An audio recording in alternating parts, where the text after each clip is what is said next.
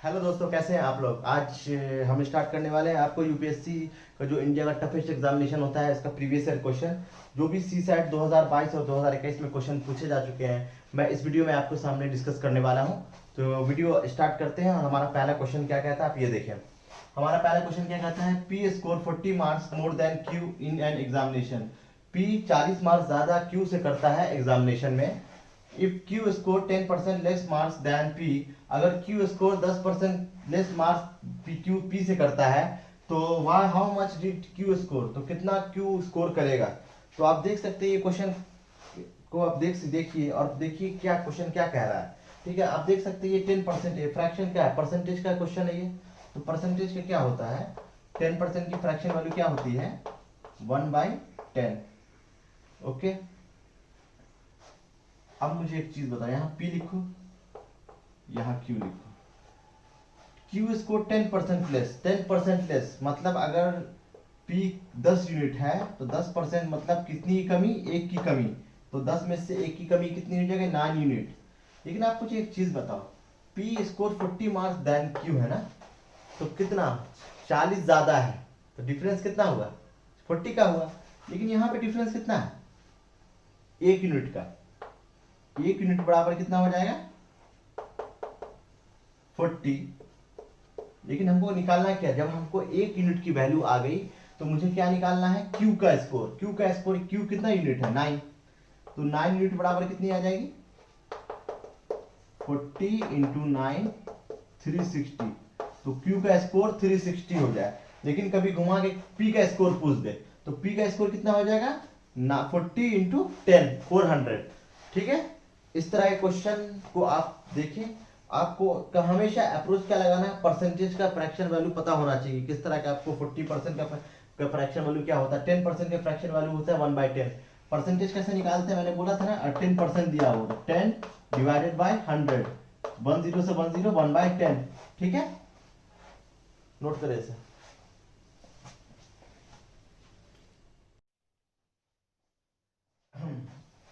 अब हम आते हैं हमारे दूसरे क्वेश्चन पे। दूसरा क्वेश्चन क्या कहता है, there are 8 equidistance point on a circle.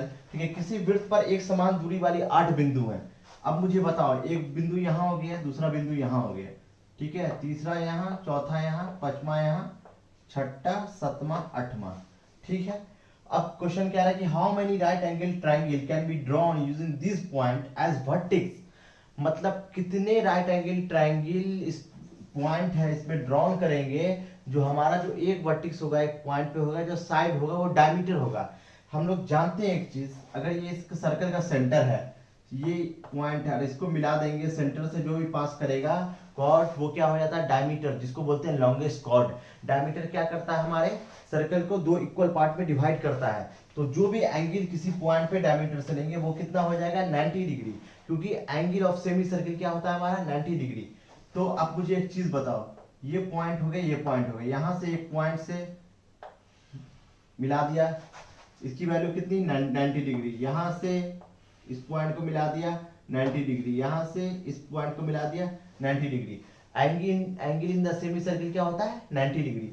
ये तो अपर साइड क्या हो जाएगा, अब नीचे को भी मिलाओ, इस पॉइंट को इस पॉइंट से मिला दिया, इस पॉइंट को इस पॉइंट से मिला दिया, इस पॉइंट को इस पॉइंट से मिला दिया। ऊपर 3, नीचे 3, कितना हो गया, 6। एक डायमीटर पे 6 ट्राइंगल बन रहा है हमारा। 1 डायमीटर बराबर 6 ट्राइंगल।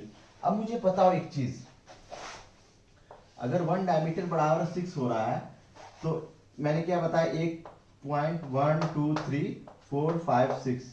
ठीक है, अब एक चीज बताओ, यहां से एक डायमीटर हो गया, ठीक है, ये सेंटर है। डायमीटर क्या होता है, पहले आपको ये पता करना होगा डायमीटर क्या होता है। डायमीटर क्या होता है, जो सेंटर से पास करता है उसको क्या बोलते हैं हम लोग, डायमीटर बोलते हैं। ये पॉइंट से ये पॉइंट मिलाएंगे, ये दूसरा, ये पॉइंट से ये पॉइंट मिलाएंगे, ये तीसरा, इस पॉइंट से इस पॉइंट मिलाएंगे, ये चौथा। ठीक है, डायमीटर पे, तो मतलब एक डायमीटर बराबर 6 ट्राइंगल हो जाएगा। तो 4 डायमीटर बराबर कितना हो जाएगा, 24 ट्राइंगल। तो हमारा आंसर क्या आ जाएगा, 24 ट्राइंगल हम लोग खींच सकते हैं।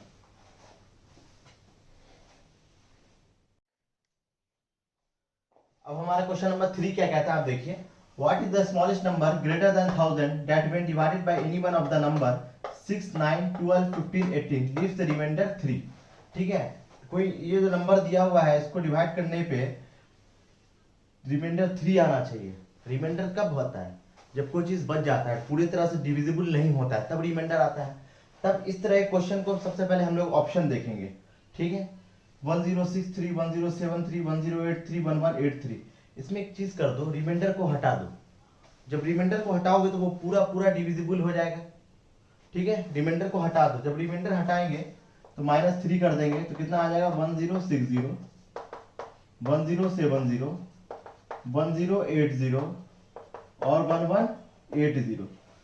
अब डिविजिबल किससे करना है? कोई भी नंबर से, 6, 9, 12, 15, 18। ठीक है, 6, 9, 12, 15, 18 ये कोई भी नंबर से डिवाइड करने पे रिमाइंडर 3 आना चाहिए। लेकिन अब पूरा तो चेक नहीं करेंगे, तो हमारा क्या अप्रोच होना चाहिए? रिमाइंडर को हटा दिया। पहला क्या किया हम लोग ने? रिमाइंडर को हटा दिया, तो पूरा पूरा डिविजिबिलिटी हो जाना चाहिए। अब मुझे बताओ, यहाँ पे 9 आ रहा है बीच में, तो 9 का डिविजिबिलिटी रूल क्या कहता है कि सम ऑफ डिजिट्स जो डिविजिबल हो 9 से, तो इसमें आप 6 + 1 कितना हुआ? 7। तो ये 7 डिविजिबल है 9 से? नहीं है, तो ये ऑप्शन गलत हो गया। सेकंड ऑप्शन पे आया है 1 + 7 8 डिविजिबल है 9 से? नहीं है, तो ये भी कैंसिल हो गया। अब ये देखो 1 + 8 9 डिविजिबल है, मतलब 1083 हमारा क्या हो गया? आंसर हो गया। आंसर कितना है? 1083। ठीक है, रिमाइंडर को मैंने क्या किया? पहले हटा दिया, उसके बाद क्या किया? 9 का क्योंकि any one of the number है, तो 9 का डिविजिबिलिटी रूल क्या कहता है? सम ऑफ डिजिट्स जो है वो 9 से डिविजिबल होना चाहिए। ठीक है, डिजिटल सम से। अब डिजिटल सम का कंसेप्ट पता ही होगा आपको, तो 1083 हमारा आंसर हो गया।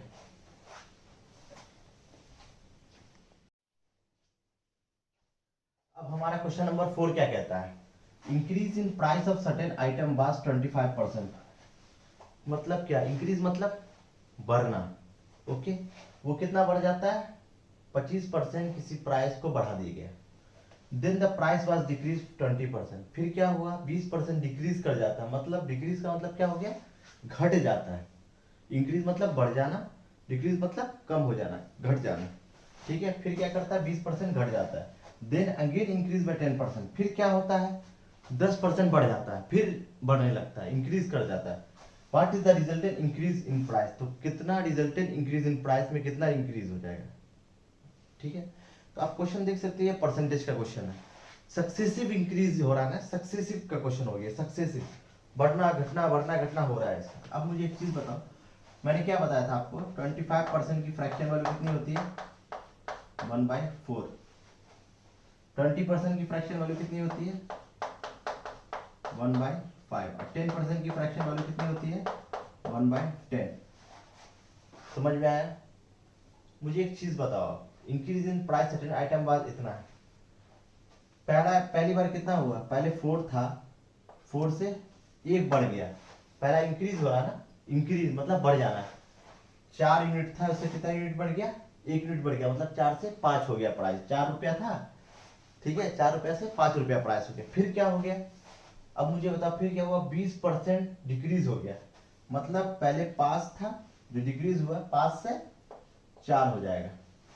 क्लियर? फिर क्या हुआ? 10% इंक्रीज हो गया। 10% मतलब 10 से 11 हो गया। ओके, रेशियो का क्वेश्चन है, ये रेशियो लगा दिया यहाँ पे, रेशियो लगा दिया यहाँ पे, ये रेशियो लगा दिया। रेशियो में क्या होता है? ये क्रॉस क्रॉस जब वो काट सकते हैं, इससे ये कैंसिल हो गया, इससे ये कैंसिल हो गया।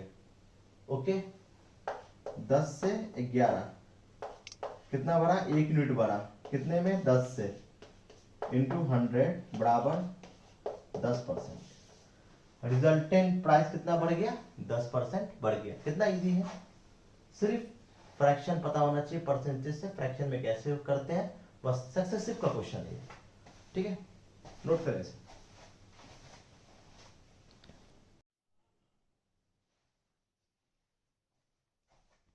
अब हम आते हैं क्वेश्चन नंबर 5 पे। क्वेश्चन नंबर 5 क्या कहता है? The letter A B C D and E are arrange in such a way. कोई लेटर है ए बी सी डी, ठीक है, लेटर क्या है हमारा? A B C D E. इसको अरेंज करना है इस तरह से कि जो exactly two letter between A और ए के बीच में दो लेटर एग्जैक्टली होना चाहिए। कितना लेटर है, 1 2 3 4 5, ठीक है। ए यहाँ डाल दिया, दो लेटर होना चाहिए, ई यहाँ डाल दिया, ओके, ठीक है। एक केस हम देखो, अब मुझे बताओ बच कितना लेटर गया। जब दो यूज कर देंगे तो 3 बच गया, तो 3 लेटर जो हमारा कौन कौन बच गया, सी बच गया, बी बच गया और डी बच गया, ठीक है। इसको यहाँ पे सी भी आ सकता है, बी भी आ सकता है और डी भी आ सकता है। तो यहाँ पे 3 तरीके से हम कर सकते हैं। जब यहाँ पे कोई एक आ गया तो कितने, अब 2 बच गए, कोई भी 2 नंबर हो सकता है, वो सी बी हो सकता है, वो बी डी हो सकता है या सी डी हो सकता है। तो यहाँ पे क्या होगा, कोई 2 में से एक आएगा, तो 2 में से दोनों तो कोई वो नहीं है ना, एक तो एजम्पशन कर रहे हैं हम लोग। तब क्या करेंगे, 2 तरीके से आ सकता है। अब 2 आ गया तब यहाँ पे एक तरीके आ सकता है, तो टोटल कितना होगा, 3 2 6, 1 2 3 4 5, 1 2 3 4 5, 1 2 3 4 5। अब मुझे बताओ ए यहाँ आ गया, ई यहाँ गया, यहाँ भी तो ई आ सकता है, यहाँ ए आ सकता है, लेकिन अरेंजमेंट तो ये होगा 3 2 1 से 6। अब तो इधर लिख दिया, अब मैं क्या करूंगा, ए यहाँ कर दूंगा, ई यहाँ कर दूंगा, ई यहाँ कर दूंगा, ए यहाँ कर दूंगा।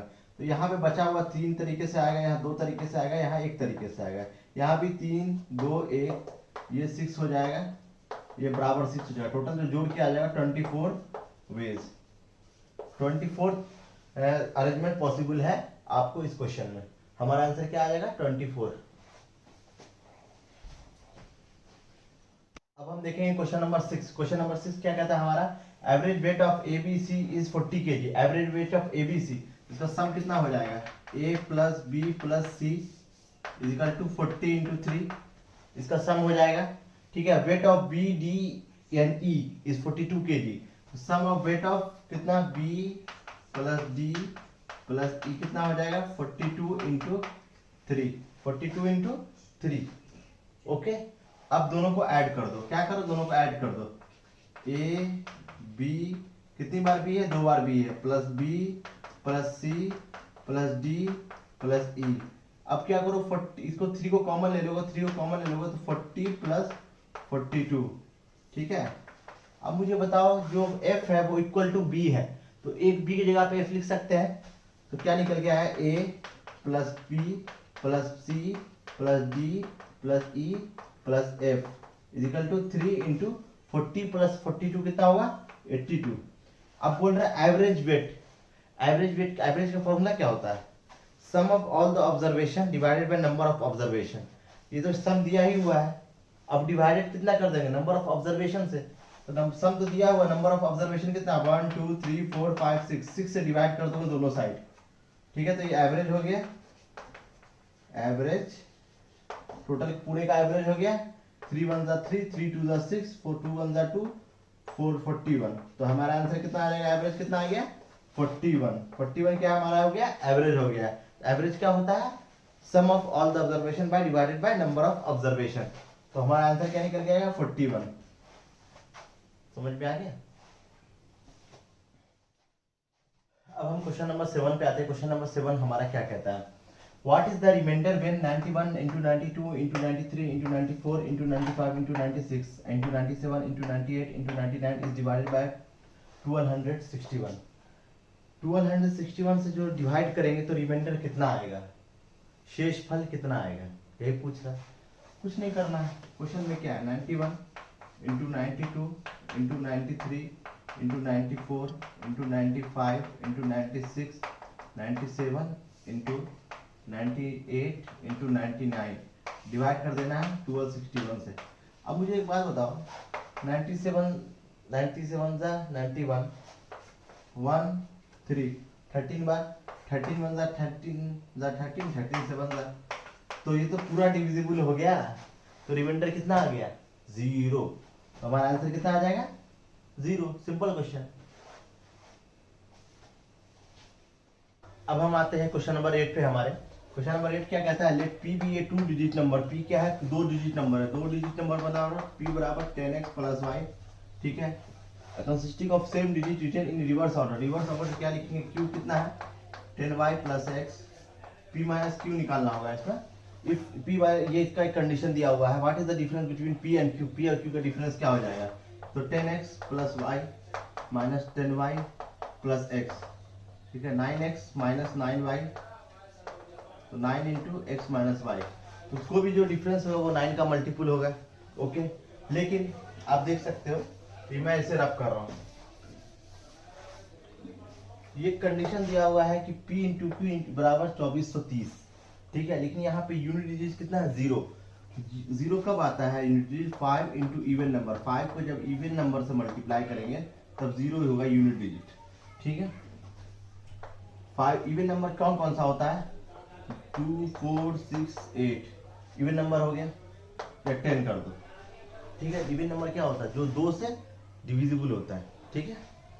5 इंटू 5 इवन नंबर है, कब मल्टीप्लाई करेंगे, 5 52 इंटू 25, ये 1250 के बराबर होगा, इसके इक्वल नहीं हुआ, 54 कर दो, फिर रिवर्स ऑर्डर में लिखेंगे 45, ये 2430 आ गया, सेटिस्फाई कर गया, सेटिस्फाई कर गया ना।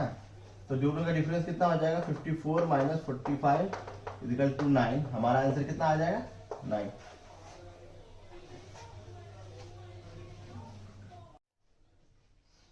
अब हम आते हैं हमारे क्वेश्चन नंबर 9 पे। क्वेश्चन नंबर 9 क्या कह रहा है, 70% of number x is added to another number y।